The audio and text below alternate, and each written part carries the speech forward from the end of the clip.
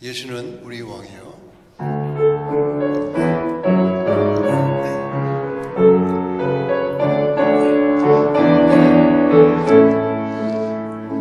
예수 우리 왕이요, 이곳에 오셔서 주 보좌로 주여 임하사 찬양을 받아주소서. 주님을 찬양하오니 주님을 경배하오니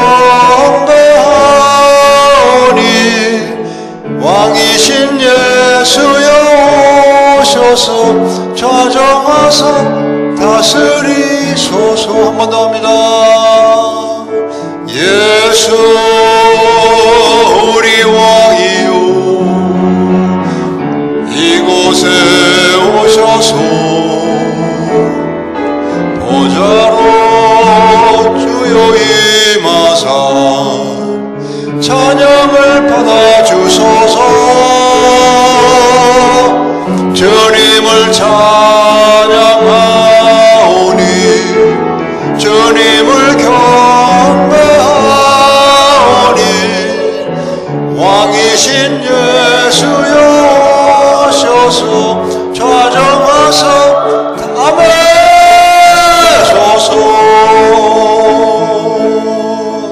하나 더 하겠습니다. 먼 길 또 빙판길을 오셨는데 크신 하나님의 은혜가 임하면 좋겠습니다. 당신은 사랑받기 위해, 당신은 사랑받기 위해 태어난 사람. 당신의 삶 속에서 그 사랑받고 있지요. 당신은 사랑받기 위해 태어난 사람. 당신의 삶 속에서 그 사랑받고 있지요. 태초부터 시작된 하나님의 사랑은 우리의 만남을 통해 열매를 맺고, 당신이 이 세상에 존재함으로 인해 우리에겐 얼마나 큰 기쁨이 되는지. 당신은 사랑받기 위해 태어난 사람. 지금도 그 사랑 받고 있지요. 당신은 사랑받기 위해 태어난 사람. 지금도 그 사랑 받고 있지요. 오늘 말씀 좀 보겠습니다. 진리의 별을 쫓았던 박사들에 대해서 좀 참고하면서 은혜 받기 원합니다. 같이 한 절씩 교독하겠습니다. 마태복음 2장 1절에서 11절. 1절, 헤롯 왕 때 예수께서 유대 베들레헴에서 나심에 동방으로부터 박사들이 예루살렘에 이르러 말하되. 2절,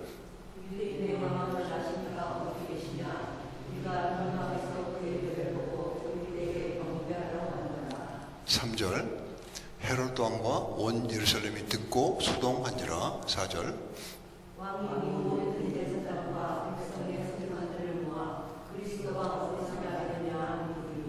5절, 이르되 유다 베들레헴이오니 이는 선지자로 이렇게 기록된 바. 6절,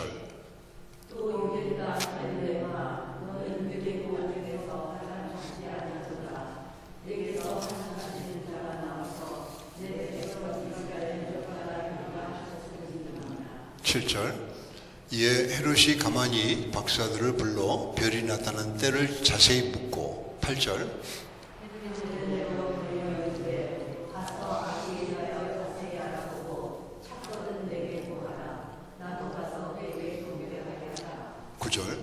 박사들이 왕의 말을 듣고 갈새 동방에서 보던 그 별이 문득 앞서 인도에 가다가 악이 있는 곳 위에 머물러 서 있는지라.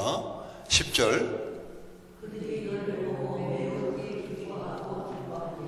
아멘. 11절 같이 합니다. 집에 들어가 아기와 그의 어머니 마리아가 함께 있는 것을 보고 엎드려 아기에게 경배하고 보배 앞을 열어 황금과 유향과 몰락을 예물로 드리니라.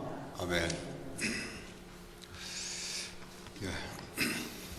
참 귀한 그 분들인데요.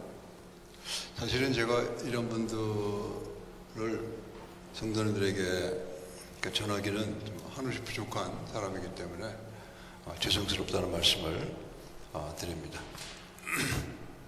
그래도 성경에 있는 말씀이니까 나온 분들이니까 우리가 살펴보면서 같이 마음을 좀 다잡고 내년도 한 해는 이분들과 같이 진리의 별을 쫓아 걸어가시는 저 여러분 되시면은 좋겠습니다. 물론 이제 이분들이 예배에 올렸던 아기 예수, 그분은 상상할 수 정도로 귀한 분이죠. 네, 오늘은 이제 그 부분은 좀 다음 기회로 남겨놓고 진리의 별을 쫓아 아기 예수를 만났던 이분들에 대해서 좀 생각해 보시면서 같이 하나님의 크신 은혜가 임하면 좋겠습니다. 1절하고 2절 사이에 나오는 쭉 계속 나옵니다만 박사라고 번역된 단어를 보시면은 1절에 나오죠. 박사들이 예수를 믿으라. 박사들이라는 단어는 메고스는 박사들이라는 뜻이고 복성이 돼서 메자이라는 뜻입니다. 그 헬라어로 보면 그 메자이라는 단어는 와이스맨이라고 우리가 박사들을 정확히 번역이 된 거죠. 그렇게 번역할 수도 있고 또는 하늘의 별들, 하늘을 천체를 이렇게 연구하던 그런 학자라고도 번역할 수가 있는 단어입니다. 그래서 그런 단어 뜻이 있기 때문에 본문에서는 이분들이 물론 지혜롭고 학자적인 정신을 갖고 이 땅 가운데 살아갔던 분들이지만 진리의 별을, 예수님의 별을 봤다 그랬잖아요. 그러니까 천체를 연구하던 분이기도 한 그런 모습을 보게 되는 것입니다. 이분들에게 지금 아까 보시면은 2절 보시면은 막 당당하게 나오죠. 동방에서 그의 별을 보고, 근데 그의 별이 누구예요? 유대인의 왕이라고 그러죠. 나시니. 이거 어떻게 알았을까요, 이분들이? 이방 땅에서 오신 분들인데 동방이라니까 굉장히 먼 곳에서 온 분들이에요. 그 유대인의 왕으로 나시니 예수님인데 메시아죠. 이게 이 사람들이 이걸 연결시킬 수 있는 놀라운 지혜를 갖고 있다는 것이죠. 지혜만 갖고 되는 게 아니에요. 이분들에게는 추측건데 구약 성경이 있었다는 거죠. 여러분 바벨론 있을 때 이스라엘 백성들이 어디로 끌려갑니까? 바벨론으로 가잖아요. 그게 동쪽이에요. 그리고 그 사람들이 돌아오게 되는데 돌아올 때는 누구 시대예요? 메대 왕, 지금으로 하면은 그 페르시아 왕 때 돌아옵니다. 그러니까 이들이 끌려가면서 뭘 갖고 왔을까요? 먹을 거? 입을 거? 물론 가져갔겠죠. 성경을 가져간 거예요. 그러니까 지금도 구약 성경은 바벨론판이 있어요. 버전이. 바벨론 조금 다르죠. 그 단어라든가 이런 게. 그렇지만 주요 줄기는 똑같은 성경이 바벨론판이 있는 거예요. 그러니까 이분들은 물론 천체를 연구하던 분들이었지만 매치가 됐다는 거죠. 그가 봤던 별들과 별 하나죠. 별 하나와 그들이 읽고 있었던 구약 성경 말씀이 이 사람들에서 매치가 됐다는 거예요. 굉장히 놀라운 일이죠. 이방 사람인데 예배당이 없던 데서 살던 사람들이거든요. 그 사람들은 그러니까 그 어떤 학문적인 거라도 참 진리를 쫓아서 가는 그러한 분들은 끝에 가서만 만난다는 거 아니에요. 하나님이 다 지으신 것이라는 걸 다 안다는 거예요. 그러니까 우리가 그렇게 되지 못해서 그렇지. 이분들은 그 두 개를 성경에 있는 미시아와 그들이 봤던 별하고 이거는 미시아 탄생을 알리는 별이다 하는 것을 알았다는 것이죠. 이런 사람들을 우리는 뭐라고 부르죠? 창조적 소수라고 부르는 겁니다. 수많은 사람들이 세파에 휩쓸려 가도 그 중에 몇몇은 거기에 휩쓸려 가지 않고 창조적 소수로 남아서 새로운 역사를 일으키는 일에 쓰임받는 사람들이 있다는 거죠. 우리는 이분들이 몇 명이나 왔는지 알 수가 없어요. 캐톨릭에서는 뭐 3명 왔다고 그러죠. 왜냐하면 선물이 3개니까. 근데 이들이 3명 온 게 아니고 3명이 왔으면 이제 나중에 나오는데 소동하지가 않는 거예요. 3명 정도밖에 안 되니까. 그 당시 뭐 상당히 많은 사람들이 예루살렘 살고 있었는데 무리가 온 겁니다. 무리가 와서 애들이 똑같은 얘기를 하니까 사람들이 그냥 소동이 났다는 것이죠. 굉장히 많은 사람이었던 것 같아요. 그분들이 메디에서 온 건지 바벨에서 온 건지 우리는 알 수가 없죠. 추측만 할 수 있을 뿐입니다. 성경에 또 그런 사람들이 있었죠. 기억나시죠? 지난주에. 그러니까 밖에서 양을 치던 밤중에 양을 치던 목자들이 같은 불에 살았던 거죠. 깜깜한 밤중에 깜깜하던 밤중에 그래도 몇 사람은 맡겨진 일에 대해서 정말 충성스럽게 밤을 지새우며 이를 지키는 그러한 사람들에게 주님의 탄생 소식은 전해졌다는 거예요. 비슷한 종류의 사람들이 이 동방에서 온 박사들과 같지 않을까 생각합니다. 지금도 그런 분들이 계십니다. 그 세상은 막 그냥 오염이 돼갖고 그냥 막 정말 도가니가 돼가고 있는데 그 중에서도 어떤 사람들은 가정을 지키고 자기 자신을 지키고 믿음을 지키고 이런 사람들이 있다는 거예요. 그래서 여러분들이 교회에 오셔서 예배하시고 뭐 이러는 가운데 그 신앙은 계속되는 것입니다. 많은 사람들이 그걸 가지고 뭐 시비를 걸고 그러려고 해도 교회에서 살아계신 하나님을 맛보면서 쭉 걸어가는 사람들에게는 세파를 이기고 이런 창조적 소수로서의 삶을 살아갈 수 있는 길이 거기서 나오게 된다는 것이죠. 그러니까 예배자를 떠난 분들을 위해서 기도하는 이유가 그런 거예요. 견뎌낼 수가 없어요. 예배자를 떠나고 믿음의 공동체를 떠나면은요 세파에 견뎌내지 못하는 거예요. 휩쓸려 가는 거죠. 그런 분들에게 구원의 밧줄을 던지고 구원의 끈을 던져서 한 분 한 분 우리가 모셔오는 것은 참 위대한 이 마자의 같은 이 동방박사 같은 그런 위대한 일들을 하고 있다는 것이죠.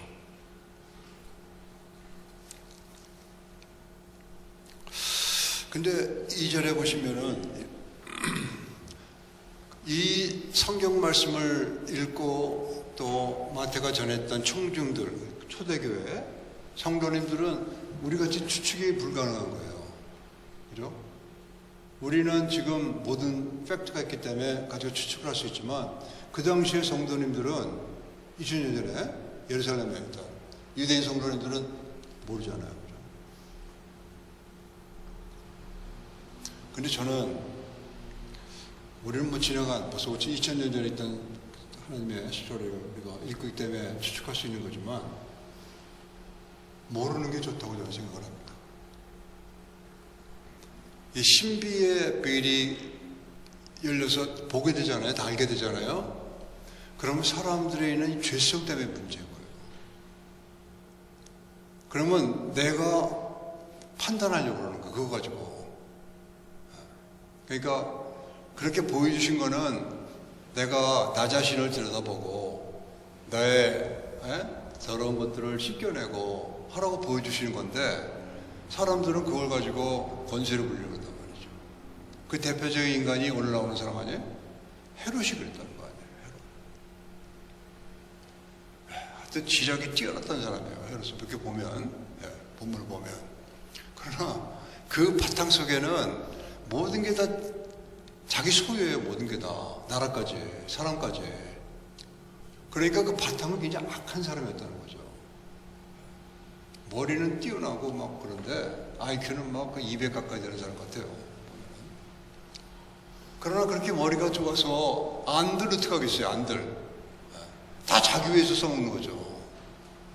하나님께 드린 이 동방박사에 비하면 천지 차이란 말이에요. 그리고 이 동방박사나 헤롯 같은 사람 그 사이에는 건너지 못할 관계 있는 거예요. 그 관계는 누구였어요? 이딴 것이 예수님이죠. 건너지 못하는 거예요. 죽고 난 다음에 그 예수님의 생명책에 기록되어 있는 사람들은 통과시키잖아요. 계시록에 보면. 나의 의로는 천국 갈 사람 아무도 없어요. 내가 의롭게 되는 거, 내가 알아서 뭘 해갖고 천국 가는 사람은 한 명도 없습니다. 수백억의 사람들이 이 땅에 살아서도 지구상에 아무도 못 가는 거예요. 오직 하나님의 의로만 우리가 갈 수 있는 것이 천국이라는 거죠. 죽음을 뛰어넘어 갈 수 있는 그것이. 그러니까 이 두 분, 동방박사들과 이 헤롯 그 일행들 사이에는 뭐 어떤 걸로도 연결시킬 수 없는 그러한 강이 흐르고 있다는 것을 보게 되는 것입니다. 그러니까 그 당시 성도님들 속으로 우리가 들어가 보면 우리가 차라리 모르는 게 낫다는 거죠. 지금도 주님이 주신 그 베일이 있는데 볼 수 없는 그 베일이 그냥 이렇게 두시고 우리하고 교제하시고 하면서 우리가 성숙해졌을 때 주님이 딱 보이신 게 최고라는 거죠. 미숙할 때 보게 되면 그 어제가 또 장난치려고 그러는 거예요. 그러니까 우리의 신앙이 순수하고 이분들처럼 순결한 그러한 믿음의 길을 가는 데에는 이런 하나님의 인도하심이 있다는 것입니다. 그게 시편 23편 3절에 있는 말씀인 거예요.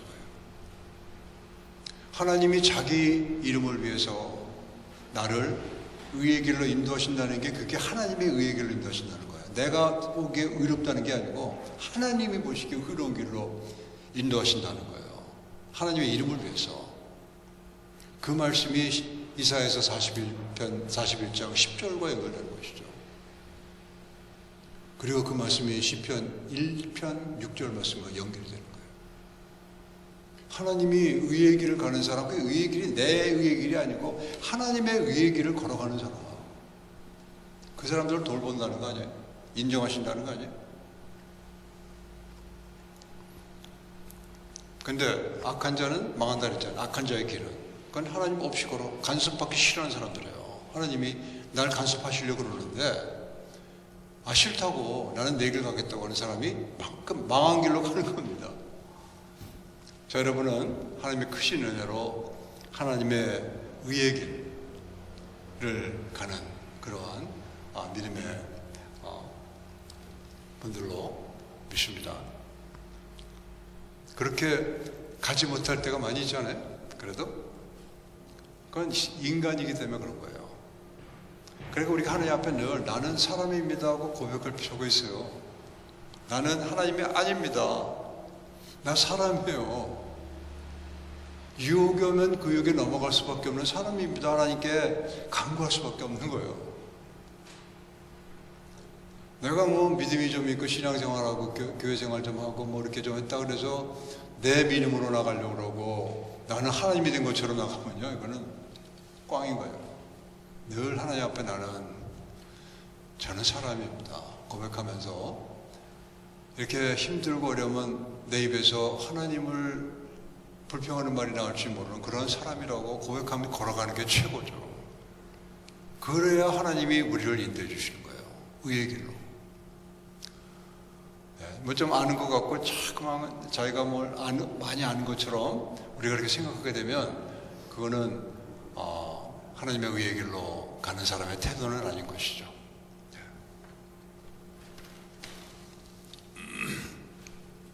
헤롯에 대한 얘기는 별로 안 하겠습니다. 뭐 세상에 많이 있으니까 헤롯 같은 분들은. 근데 3절에 보시면은 소동했다 그랬죠. 소동했다는 단어는 놀랬다는 단어예요. 헬라어로 보면. 그러니까 듣고 놀랬다는 거죠. 왜 놀랬을까요?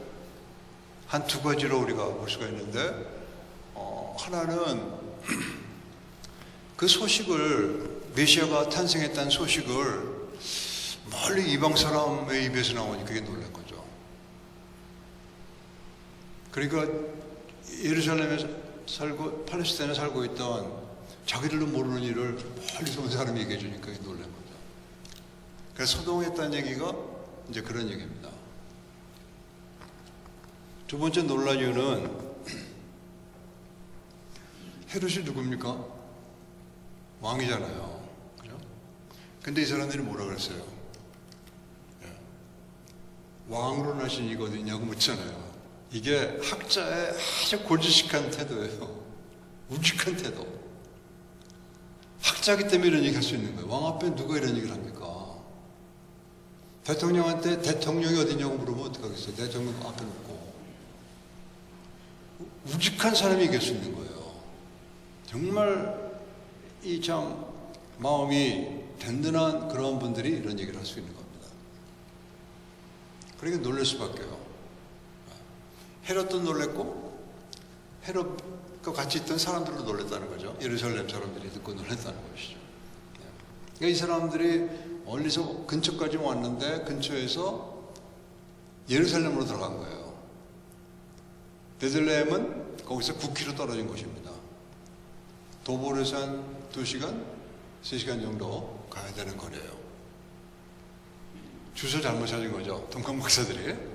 여기까지 왔는데 그 얘기를 나중에 잠깐 말씀을 드리려고 합니다. 그 3절하고 4절 사이에는 조금 시간이 경과가 됐던 스토리 같아요.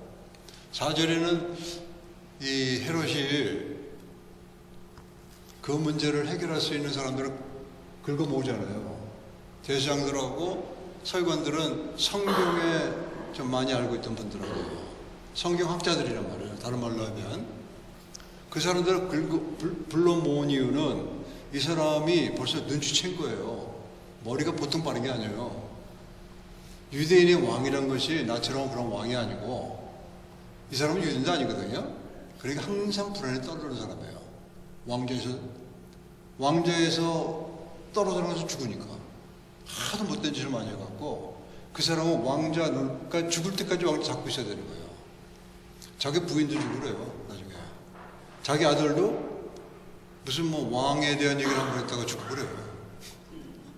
그럼 무지하게 나쁜 놈이죠. 근데 머리는 기똥차겠죠. 기똥차란 말이 제가 아주 엄청나게 천재 같은 사람이에요. 머리가. 금방 그 상황을 눈치채고 이게 유대인의 왕이라는 게 뭔지를 알아챈 거예요. 이게 유대인들이 그렇게 얘기하는 메시아구나 이걸 알아챈 거예요. 그러니까 그 해답을 줄 수 있는 사람들을 긁어 모은 거죠. 제사장들과 서기관들을 긁어 모은 거예요. 5절 보시면 그 답이 나오죠. 베들레헴입니다. 메시아가 태어난 건 베들레헴이다. 딱 성경에 예언된 말씀을 들고 얘기해 줍니다. 이게 어디서 나오냐면은 6절에 있는 말씀은 미가서 5장 2절에 나오는 말씀이에요. 미가 선지가 예수님이 오시는 메시아가 오시는 그 장소를 예언합니다. 굉장히 오래전 분인데 그게 이 말씀이에요.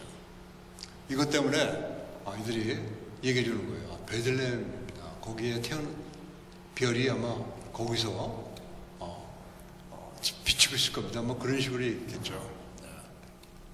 그러니까 이 사람이 얼마나 지독하게 머리가 좋으냐면 박사들을 가만히 불렀다 그랬잖아요. 가만히라는 단어가 이게 문제예요.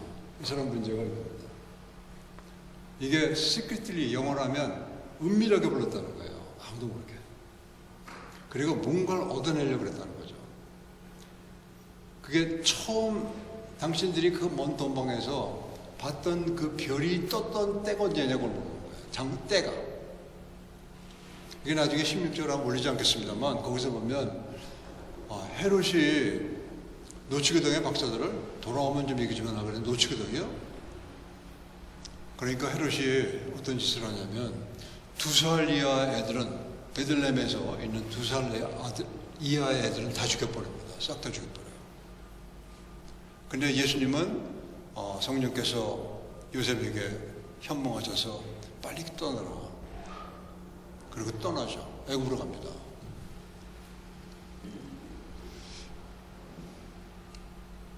그러니까 그러려고 물어보는 거예요. 그러니까 이걸 보면 우리가 대충 뭘 짐작할 수 있냐면요. 동방박사들이 출발점은 우리가 확실히 모르는데 거기서부터 본 때가 1년이나 2년 사이쯤 된다는 거죠. 그런 모습이 이제 누가복음과 다른 부분이죠. 누가복음에는 예수님이 태어난 그때 목자들을 통해서 이제 마국간에 가잖아요. 구해 놓으신 주님을 보잖아요.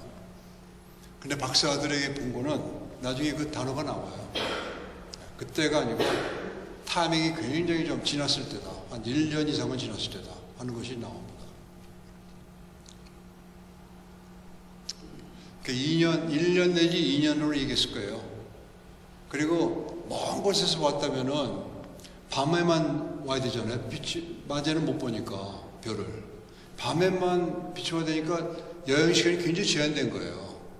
그리고 막 사막에 강에 막 그냥 산맥을 넘고 막 이래야 되니까 그들의 행진 속도가 뭐 5km를 못 넘었을 겁니다. 그러면은 이란에서 왔다면은 그 당시 페르시아 3,000km거든요. 그러니까 10km를 왔어도 300km 온 거예요. 쉬지 않고 와도. 그리고 바그다드 지금 이란 거기서 바벨론이죠. 거기서 왔다면은 1,500km니까 5km 정도 왔다면은 300일. 그리고 테헤란에서 왔다면은 600일. 그러니까 1년 내지 2년 사이에 이들이 여행을 한 겁니다. 근데 이들의 마음이요. 그 힘들고 어려운 일을 지나가는데도 하나도 흔들리지가 않았던 사람들이란 말이에요. 그걸 이 사람들의 말과 행동이 딱 일치되는 모습을 보는데 잠깐 다를 겁니다. 그것도. 그러니까 헤롯이라는 사람이 바탕은 정말 악독한 사람인데 이 머리는 무지하게 뛰어난 사람이에요. 이런 사람은 보기 힘듭니다. 일세기에 한두 명 볼까 말까 하잖아요. 히틀러 같은 사람이 이런 사람이죠. 히틀러.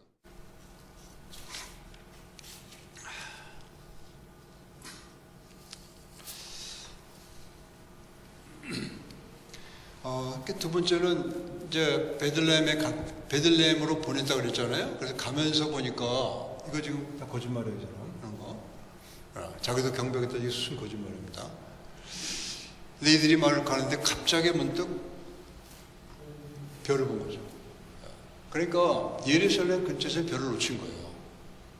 그 세상의 분주함, 세상의 밝은 찬란한 빛에서 우리가 하나님의 빛을 잃어버린 겁니다.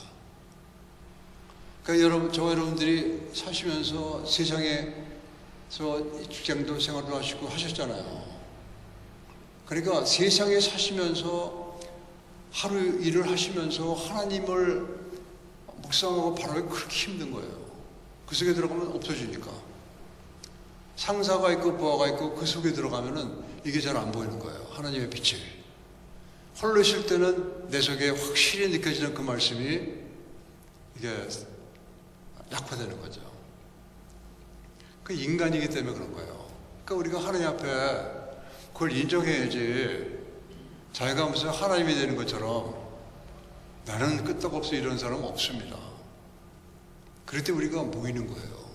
예배 처소에. 그 때문에 우리가 서로 기도해 주는 거죠. 그렇게 우리도 지금도 동방박사 같은 그 길을 갈 수가 있단 말이에요. 저도 여러분들을 위해 기도하지만 여러분도 저를 위해 기도하시는 게 굉장히 중요해요. 왜냐하면 이 예배가 살아있어야 되니까. 유혹받거든요. 사람들은 어디에 있든지. 그런 것들을 이길 수 있는 힘은 기도해 주는 분에 의해서 이길 수 있는 힘이 나오는 거예요. 또 하나는 이 사람들의 반응이 여기 나오고 있어요. 10절에 보면 매우 크게 기뻐하고 기뻐하니라 이런 말씀하시잖아요. 그러니까 이 두 번 반복이 됐다는 얘기는 엄청 기뻐했다는 거죠. 그러니까 이분들에서 지금 나오는 이 기쁨은 이분들 속에서 흘러나오는 기쁨이란 거예요. 가식이 없는 진정한 기쁨이 이분들 속에서 흘러나온다는 거죠. 그 별을 보고, 그러니까 이분들의 기쁨의 원천은 별이라는 거예요. 아무리 예루살렘 안에 화려하고 찬란한 빛이 있고 그래도 불편했다는 거죠. 굉장히 어려웠다는 거죠. 그 안에 들어가서. 당당하게 얘기는 했지만, 유대인의 왕라신 어디 계시냐고 얘기했지만, 사실은 그들의 속은 굉장히 좀 힘들었다는 거예요. 근데 예루살렘을 떠나서 보니까 별이 나타나는 거예요.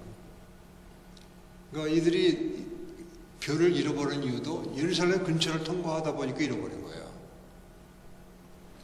근데 통과해야 될 길이죠. 베들레헴 가려면은 통과해서 아래로 내려가야 되거든요. 이게 우리의 모습과 똑같은 거예요. 우리가 이 땅에 살아가면서 이렇게 넘어지고 쓰러지고 신앙이 약화되고 이런 것이 우리란 말이에요. 저도 똑같고 여러분도 똑같은 겁니다. 독불은 없어요. 그게 하나님께서 승천하시고 저희들에게 교회를 만들어 주셨나요? 성령께서 오셔서. 그게 이러한 인간의 약한 그 모습을 잘 아시기 때문에 주님께서 저희들을 이렇게 교회로 만들어 주신 거예요. 그리고 가는 곳마다 교회를 만들어서 그곳에서 살아가는 하나님의 사람들이 모여서 서로 기도하고 서로 위로받고, 그게 히브리서 10장 24절 말씀이에요. 서로 선행과 사랑을 격려하라 말씀하시잖아요. 때가 가까울수록 심판 때가 오는데 그때 가까울수록 믿는 사람들끼리 서로 선행을 격려하고 서로 기도하고 그러다 보면 보이는 거죠. 사랑받을 만한 점도 보이게 되고, 그러면서 서로 격려하면서 서로 그렇게 해서 하나님의 이 험한 길, 동방박사가 걸었던 그 험한 길을 걸어갈 수 있도록 우리를 이렇게 복돋아 주시는 거예요. 믿음이 좀 메마르신 분들은 믿음이 풍성하신 분들을 이렇게 보면서 위로를 받잖아요. 뭔가 다르다는 걸 느끼잖아요. 또 믿음이 아주 좋으신 분들을 옆에 계시면 그분들에게서 우리는 큰 위로를 받게 되는 것입니다.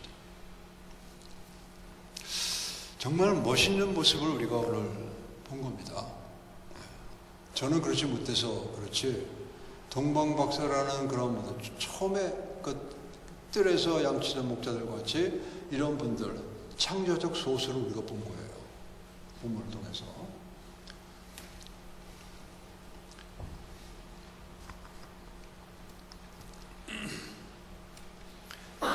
베드로후서 한번 읽어보고 말씀을 마치겠습니다. 같이 한번 읽어보겠습니다. 베드로후서 1장 19절 시작. 또 우리에게는 더 확실한 예언이 있어 어두운 데를 비추는 등불과 같으니 날이 새어 새벽에 너희 마음에 떠오르기까지 너희가 그것을 주하는 것이 옳으니라. 저희가 철야는 못하지만 밤 기도는 잠깐 하실 수 있잖아요. 주무시기 전에 한 2, 3분 성경 말씀 좀 읽고 잠깐 기도하시고, 피곤하시니까 이제 걸어 떨어지시는 거죠. 새벽에 일어나서 또 잠깐 하나님 말씀을 읽고 또 잠깐 기도하고, 이것이 굉장히 중요하다는 거죠. 물론 주일 예배 꼭 참석하셔서 함께 믿는 사람들끼리 교제하는 이거 너무너무 중요하죠. 이거 없이는 혼자는 안 되는 거예요.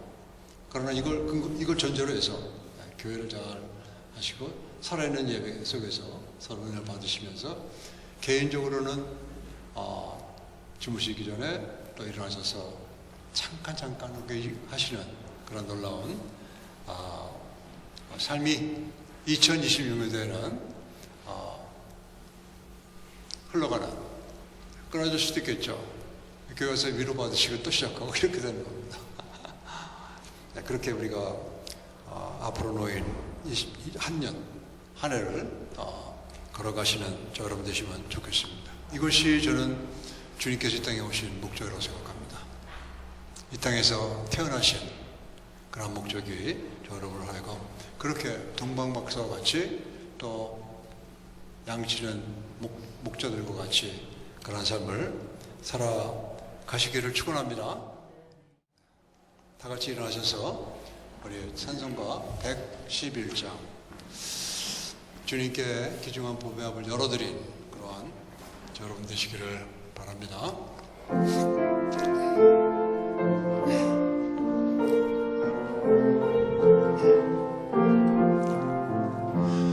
귀중한 보배합을